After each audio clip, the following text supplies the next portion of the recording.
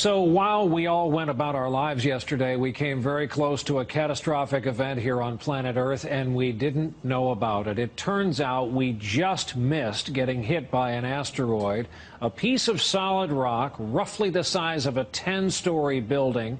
Now, I say just missed because it came within 45,000 miles of us. That's a lot closer than the moon is, and scientists say way too close for something that big. Had it struck, again, the people who tell us about these things, say the impact could have had the force of 1,000 Hiroshima-strength atomic bombs over a huge area of the Earth. There are quite a few theories about how the world might end. For example, it's been suggested that there could be a big solar storm which would take the world out. Well, we get solar storms from time to time, and they're a bit troublesome if you're an astronaut. Indeed, not good news if you're an astronaut. But down here on Earth, we're protected by the Earth's magnetosphere, the effects of the magnetic field. And okay, solar storms can disturb that. They can produce currents in power lines that sometimes cause trouble. They can take out satellites, stop satellites working. So they could affect our GPS and any telephone calls that go by satellite, for example. But they're not going to end the world. Every so often, asteroids do hit the Earth. We know, we can see some of the craters. There's Meteor Crater, or Barringer Crater as it's properly called, in Arizona. And there's traces of a very big crater, partly on the Mexican Yucatan Peninsula and partly under the sea. That big crater was the result of an impact about 65 million years ago, and it's thought that's what caused the extinction of the dinosaurs and many other things. So a big thing like that could cause us some problems. Broadly speaking, what happens is when something big like that impacts, it not only makes a crater, it kicks up a whole lot of dust into the atmosphere. And the atmosphere cuts out the sunlight, and that stops crops growing and foods fail and there's starvation and so on. So that is something we need to look out for, and we are looking out for. There's an array of telescopes all around the world monitoring the sky night after night, actually monitoring about 1,000 potentially hazardous objects, things that might come and hit the Earth one day. As they monitor them, they discover that the vast majority of them won't, that as they get the orbit more accurately, they see it'll miss the Earth. But if there was something coming to hit the Earth, we'd get 2 or 3 years' notice. And even with today's technology, we could divert it so that it didn't impact the Earth. And there's research going on all the time which will improve that technology so that it gets easier to divert an incoming asteroid. We've got no knowledge of any big asteroid coming to hit us. Some of the techniques they use to deflect an asteroid, one of them is to paint it white all over, which means it reflects sunlight very well. And the sunlight bouncing off the asteroid will push it sideways so that it'll move away and not hit the Earth. That's one of the neatest solutions. But they're also developing what they call gravity tractors, satellites that are pretty heavy and through their own gravity can attract the asteroid and make it change course. And there's also some that will actually physically hook onto the asteroid and tug it aside. So there's lots of ways of doing this.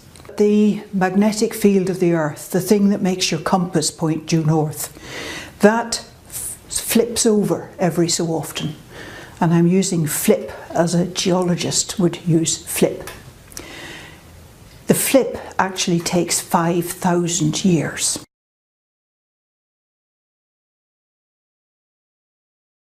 Rice planting on a test basis has begun in a village near the crippled Fukushima Daiichi nuclear power plant.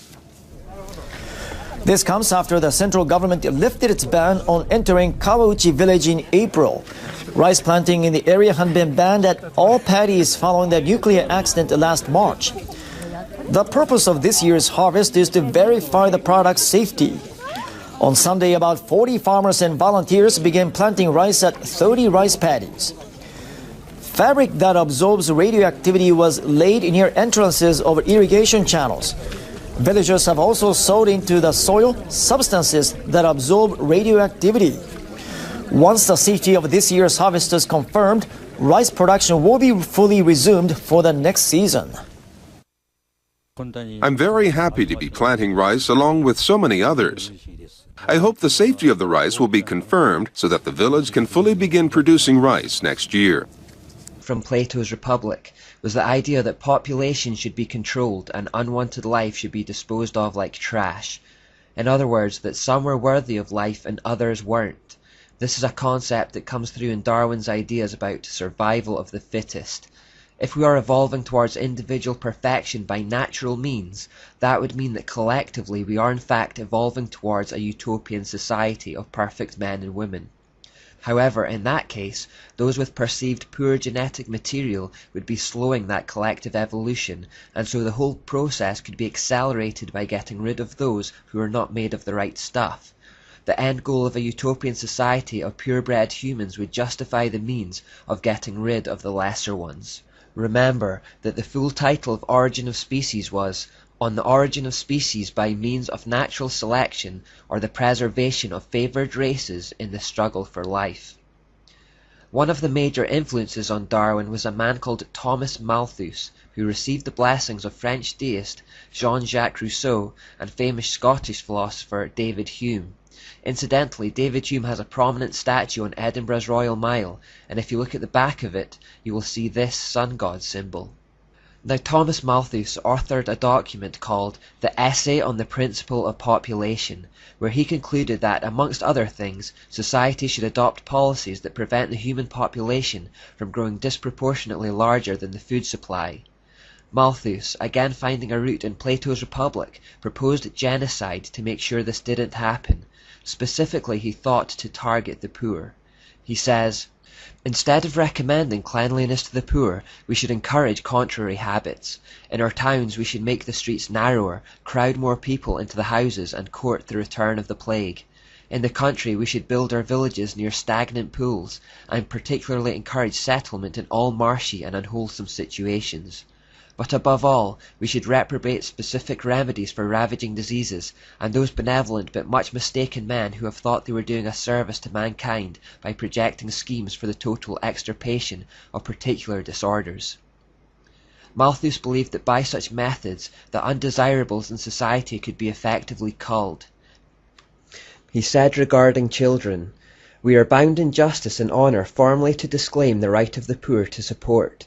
To this end I should propose a regulation be made declaring that no child born should ever be entitled to parish assistance. The illegitimate infant is comparatively speaking of little value to society, as others will immediately supply its place.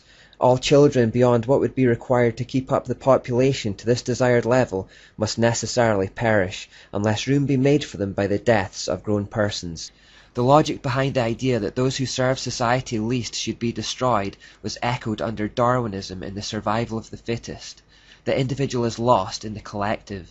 Again, the end of a utopian society justifies the means of killing the poor and the weak. This naturally leads to another idea put forward by Plato, that people who are perceived to have pure genetic materials should be encouraged to breed amongst themselves to produce a race of supermen fit for ruling over the masses. This selective breeding is called eugenics. Eugenics actually found its Enlightenment-era origin in Charles Darwin's cousin work, Hereditary Genius, which was basically a racist tirade advocating a system of selective breeding for purposes of providing more suitable races or strains of blood a better chance of prevailing over the less suitable. In other words, trying to artificially speed the upward course that evolutionists thought we were naturally already on. In truth, selective breeding had been practiced for some time amongst the elite. Inbreeding was commonplace amongst the ruling class to protect the genetic purity of their future stock. Galton merely took this idea and popularized it as a legitimate science.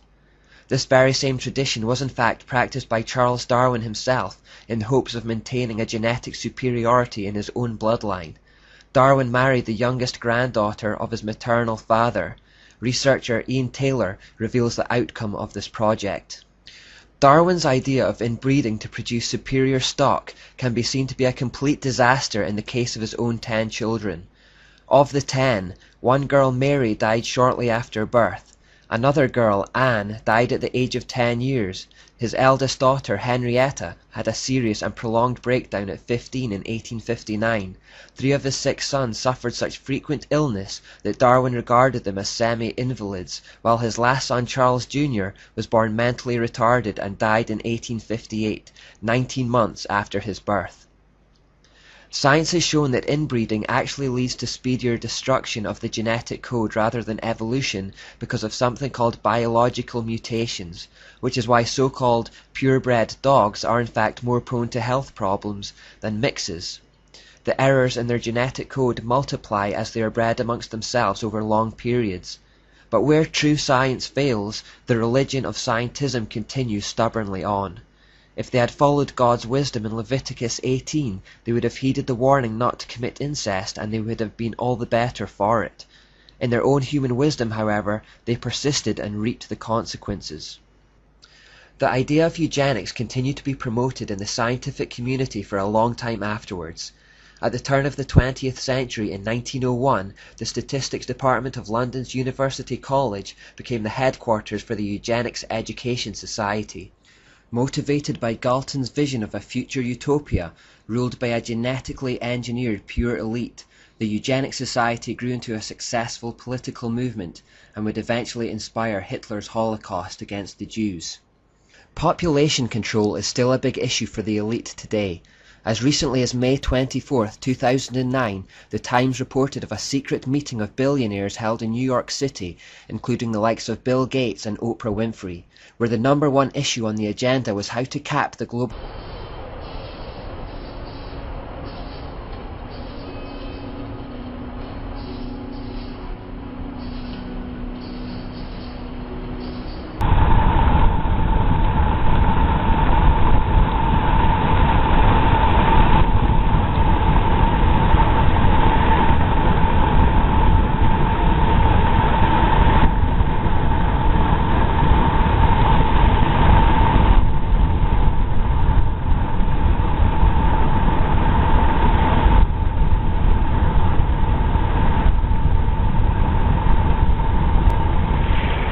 Look at it. This is what's washing up. And as it washes up, it's bringing all these jelly things. What is that?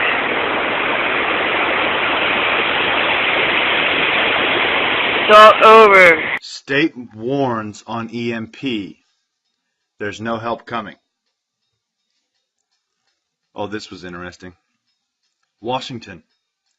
Arizona Governor Jan Brewer has signed legislation to require the state's Department of Emergency and Military Affairs to prepare materials outlining what citizens need to know to deal with either a natural or man-made electromagnetic pulse event that could knock out the vulnerable electrical grid system over a wide geographical region.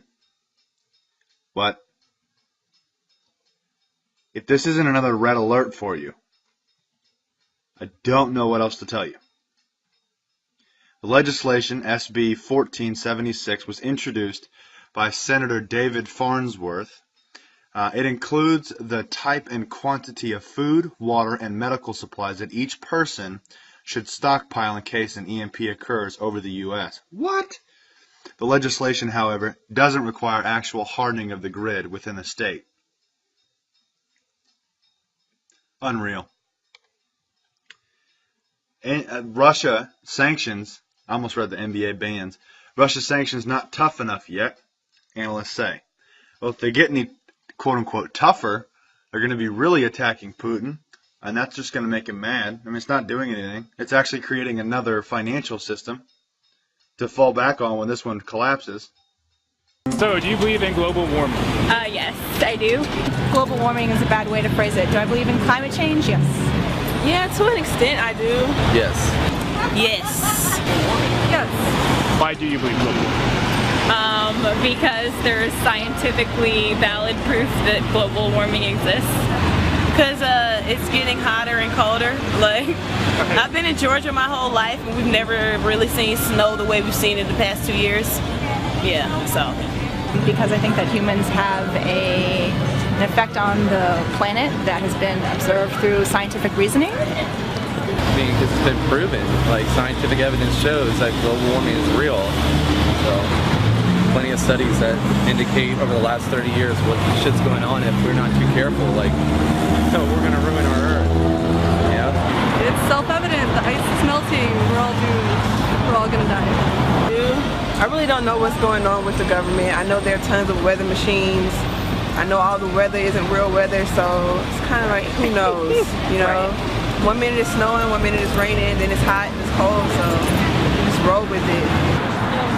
Yeah, climate change or global warming, yeah, I'm fairly certain that it's, you know, created by the activities of humans. Do you have any ideas of how we can maybe fix it? Eat the rich.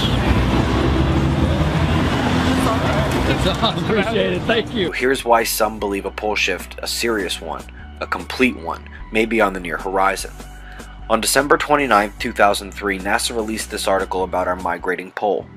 The bottom location, 1831, in approximately 70 years it moved up one notch to 1904. Approximately 70 years later, up in 1972, it moved considerably more. And it moved about that same distance in 29 years, well less than half the time. Now, the magnetic north was measured in 2005 at 82.7 degrees north, 114.4 degrees west. Now, each block here is 5 by 5 degrees, so it would be about here where the cursor is. A later study revealed that the pole is trekking towards Russia at about 40 miles per year, but not there yet. And that's all we know. Russia and Europe got tossed this winter. The USA had a light go of it. But the North Pole has not been measured in Russia, and if you happen to know otherwise for a fact, please send a link. Let's be clear, the increasingly fleet-footed North Pole may change direction, stop entirely, speed up, or something else. This may never be anything to worry about. And then again, a complete magnetic reversal could happen this century, going at a constant speed. Take that into your considerations. Be safe, everyone. In 8:12.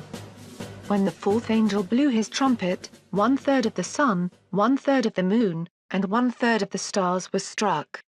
So that 1/3 of them turned dark. 1/3 of the day was kept from shining. And also the night.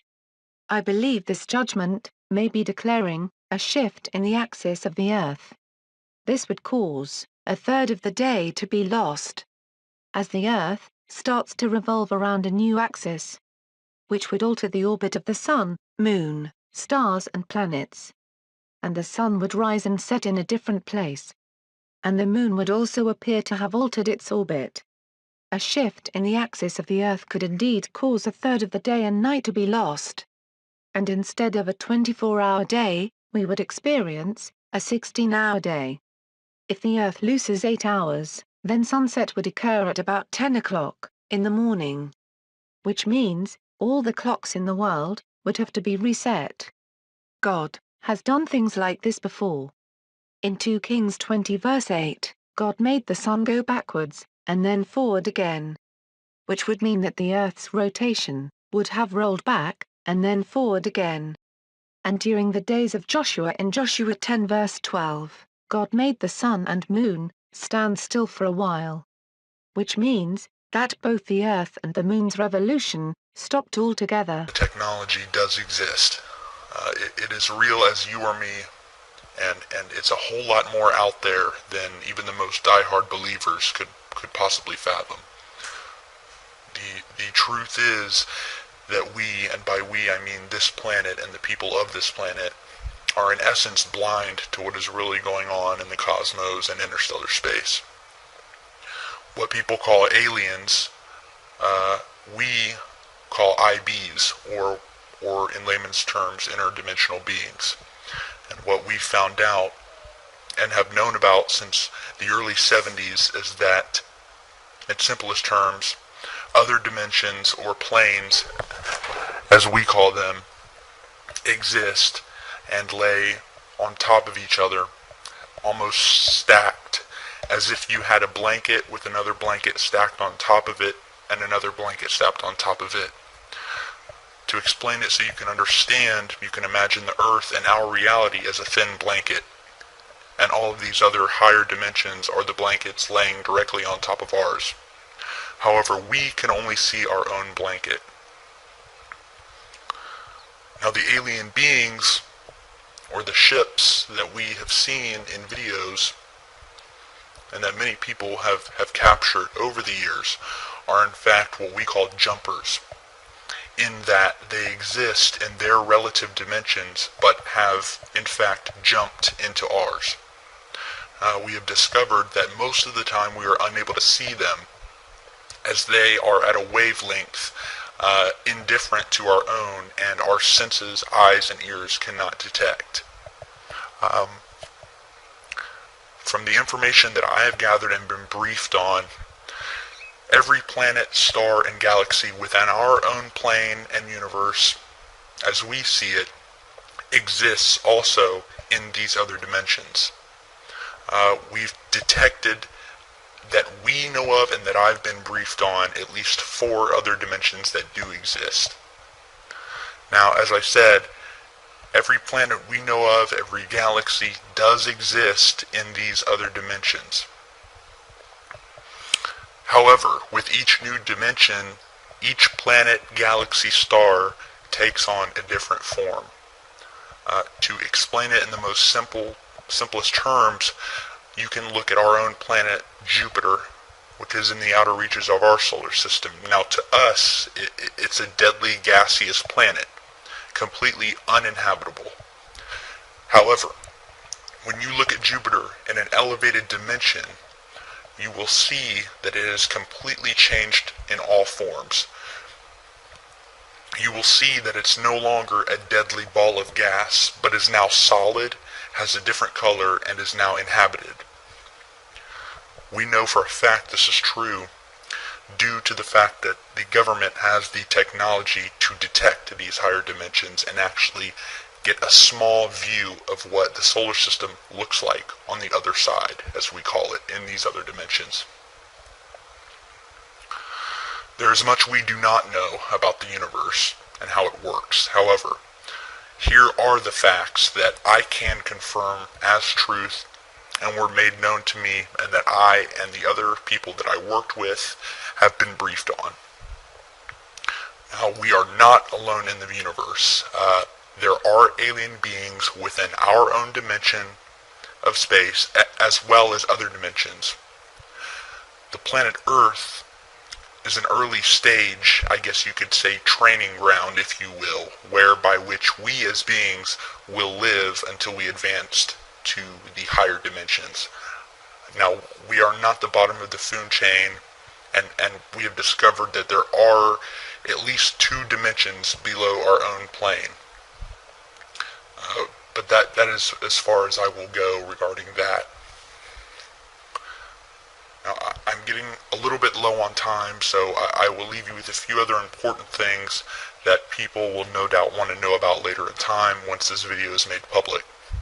Now, these are things that I have been briefed on by my superiors and that are common knowledge in the Black Ops community. Now, the planet that we know of as Mars was at one time inhabited, but again, at one time was wiped out by the people who inhabited the planet, which were much more technologically advanced than we are. Which we discovered by testing and analyzing the chemical residue found from the blasts around the planet, as well as artifacts that we've also discovered on the planet, including the infamous glass tubes seen in the few of the publicly made photographs from NASA. Now, these are not glass structures, but a glass-like material that is about 1,000 times stronger than any material or steel that we have on our own planet. Ground and above ground by the people who inhabited this planet.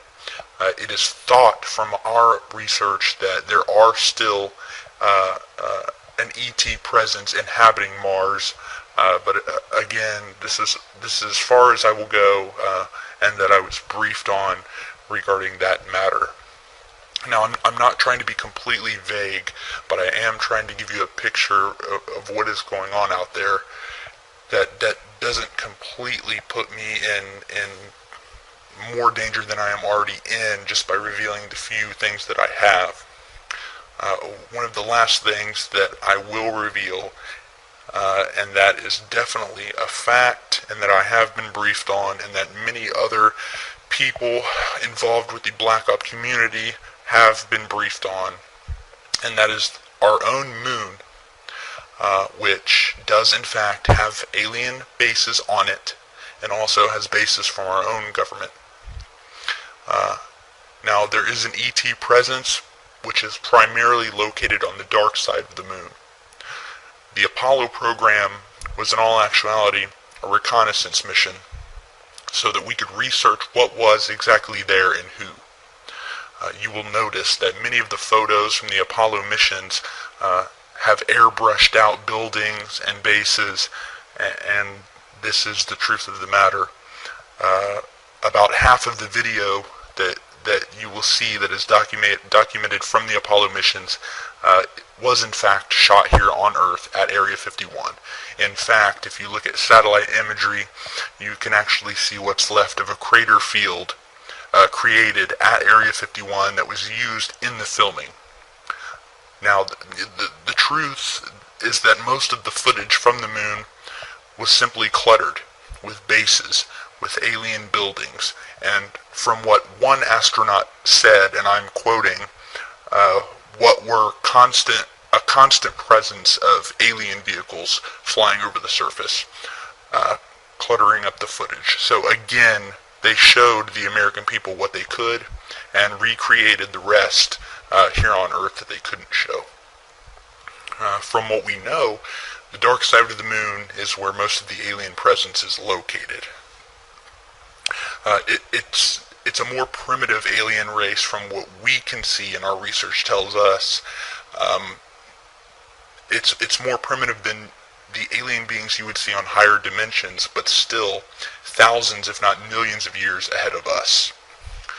Now, we have our own bases, which are primarily located in or near the Sea of Tranquility, which is the site of Apollo 11, and also one base that I know of located near the crater Sabine D. To this day, we are still sending secret missions to and from the moon. However, I do not know the complete details of what we are doing. A war is being waged that you may know nothing about, the war against the homeless. On April 18th, the ACLU sent a letter to both the Department of Justice and the Detroit Police Department urging that the practice of dumping the homeless be stopped. A year-long ACLU investigation claims the following. Detroit police officers stopped people perceived to be homeless in the tourist area of Greektown in Detroit. They forced them into vans, took them for a ride, and deserted them miles away. The sad truth, Detroit isn't the only city that treats the homeless this way. Joining me now from Detroit is Michael Steinberg, legal director of the ACLU of Michigan. Nice to have you, Michael. Thank you, Melissa. So tell me, what did your investigation show that the police were doing to folks who are experiencing homelessness in Detroit? Essentially, what the police were doing were kidnapping individuals off the streets of tourist-friendly areas of Detroit, putting them in handcuffs, throwing them in the back of a wagon or a police car, and transporting them either outside the city or to deserted parts of the city and abandoning them. They then tell the individuals that they weren't welcome back into Greektown or other tourist-friendly areas. Sometimes they'd make it difficult for them to return by making them throw their money down a storm drain. And the problem, of course, is that the lifeline for many of these individuals is in Greektown. There are warming centers, there's food and churches and other services. So they'd have to walk sometimes through the middle of Michigan winter. One person had a blood clot in his leg, and it took him over 3 hours to get back. Michael, I want to take a moment and listen to some of the men talking about their own experiences, and then I'll have you respond to something. Okay. Didn't ask who we were. You know, get in the van. I asked him if I was free to go.